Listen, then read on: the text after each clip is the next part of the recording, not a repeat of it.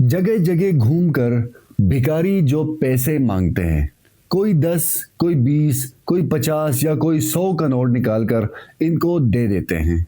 क्या ये वाकई में इतने बेबस और लाचार होते हैं? और सबसे अहम, इस्लाम में इनको पैसा देना कैसा है? आज मैं एक ऐसे मौजू पर बात करने जा रहा हूँ जो शायद तल्ख हो मगर बहुत ज़रूरी है।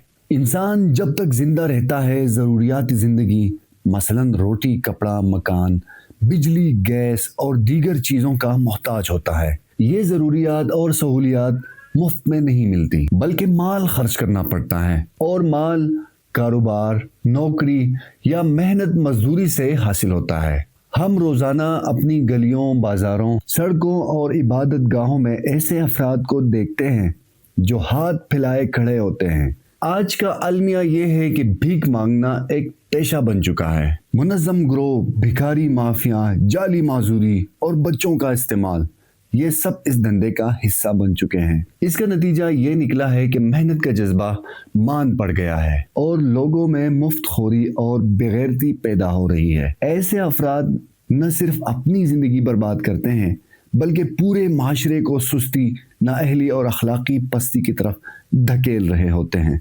इस्लाम एक ऐसा दीन है जो मेहनत, गैरत, इज़्ज़त नफ्स और खुददारी का दर्स देता है। रसूल अकरम सल्लल्लाहु अलैहि वसल्लम ने फरमाया, तुम में से कोई अपनी रस्सी लेकर लकड़ियाँ जमा करे और उन्हें बेच कर खाए, ये इससे बेहतर है कि वो किसी से मांगे, ख्वाह वो इसे दे या न दे।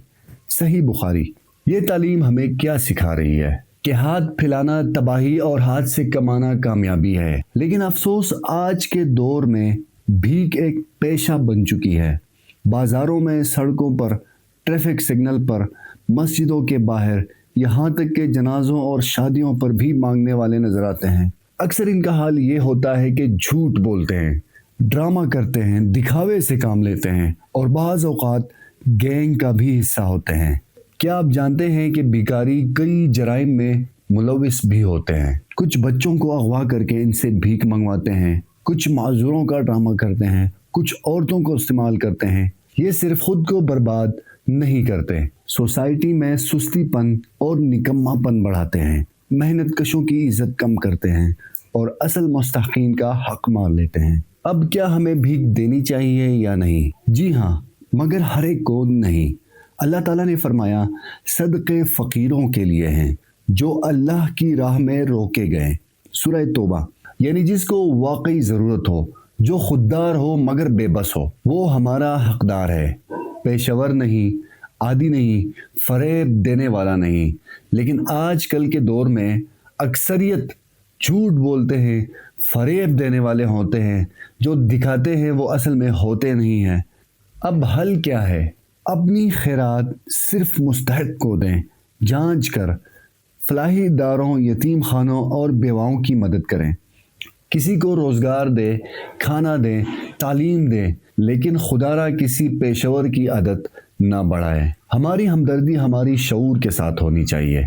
हमदर्दी होश के साथ हो तो इबादत है, और बेशऊर हमदर्दी गुनाह को बढ़ावा देनी जैसी है। अल्लाह ताला हमें अक़ल, फ़हम और दुरुस्त फ़ैसलों की तौफ़ीक़ अता फ़रमाए। मुझे उम्मीद है कि आपको ये वीडियो भी अच्छी लगेगी। मुझे इजाज़त दीजिए। अल्लाह हाफ़िज़।